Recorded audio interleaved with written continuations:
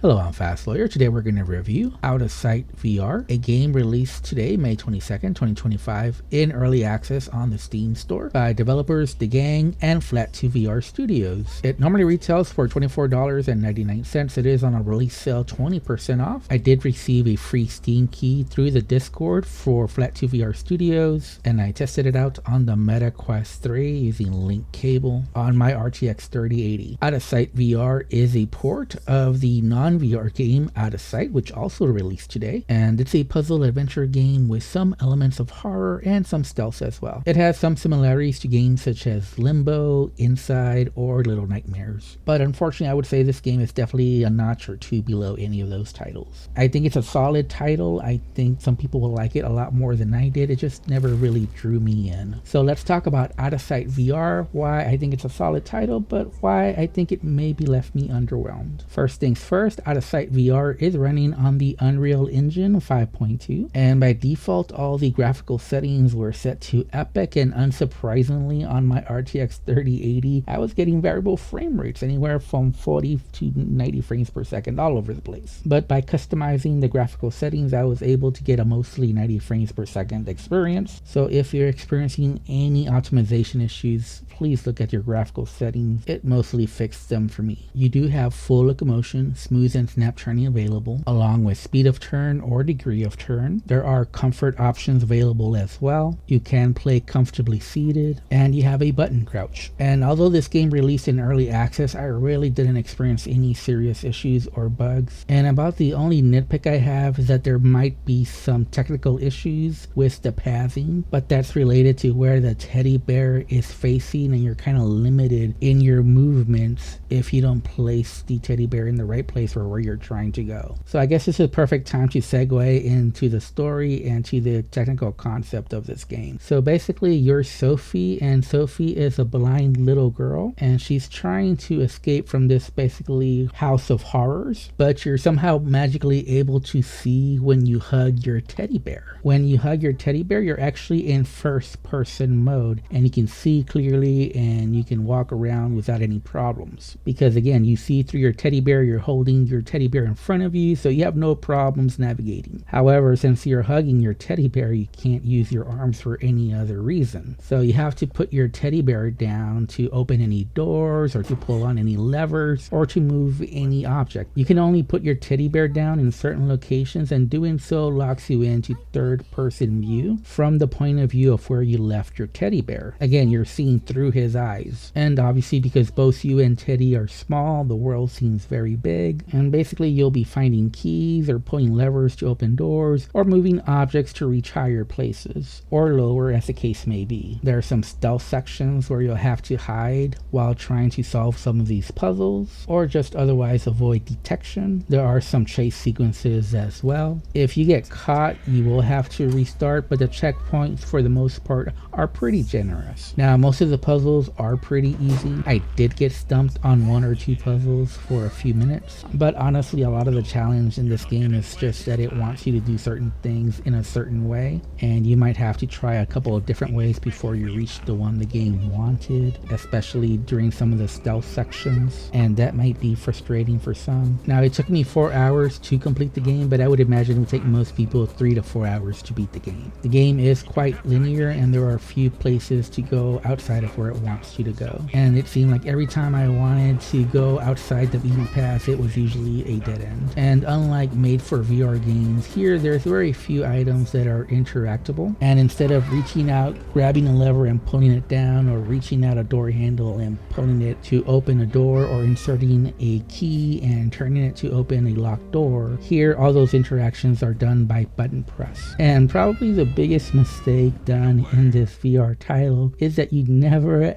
actually get to hug Teddy. It's done via a button press. You don't actually reach out and grab and hug him. No, you just press grab on your controller. So if you were expecting this was kind of like Moss, I think you're going to be very disappointed. Now there is a story here, but to be honest it is quite paper thin, and the ending, you know what, let's not talk about the ending. It's not good. But on the bright side, I thought the voiceovers were quite good, and the musical soundtrack was mostly non-existent, but when it was was there, I thought it was alright. So the sound mix overall didn't really stand out, but it also didn't get in the way of the gameplay. As far as the visuals, I was underwhelmed. Even though this came to PC VR first, it is coming to PSVR 2 and the Meta Quest. And even when everything was on Epic by default, it just didn't look good to me. I think a lot of the rooms in this game just felt very generic. The mansion, this haunted house, this house of terror, pretty basic. And when you think of games like Limbo or Inside or Little Nightmares, the artwork there stands out. You remember these places, this experience, and that's just not the case here. Nothing really stood out. It seemed like these rooms solely existed for the puzzle solving or for the chase sequence or the stealth section. Teddy didn't even stick out in any way, really. It's just a generic teddy bear. But I definitely think that others will probably enjoy this game a lot more than I did. I think casual gamers that are new to VR might find this game more exciting. Like I mentioned, even though this game is in early access, I didn't experience any serious issues or bugs. I think it's a solidly made game. It just didn't have enough soul for me to enjoy it. Moss had those little interactions between you and Quill, and that made you care about Quill. That got you invested in the gameplay. And this is, I think, the greatest failing of this game. So if I have to rate Out of Sight VR, I'd have to give it a 6 out of 10. It's solidly made. It might be perfect for those new to VR or casual gamers, but as I mentioned, it just never drew me in. So for that reason, I'm just giving a very tepid recommendation. You might want to wait for a sale. Anyways, I'm Fast Lawyer. This has been my review for Out of Sight VR. If you found my video useful, don't forget to like, comment, and subscribe. And as always, have a wonderful day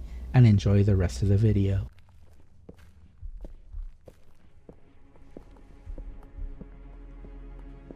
I'll prepare the canvas. You heard the lady's orders. We don't know when we'll have a chance like this again.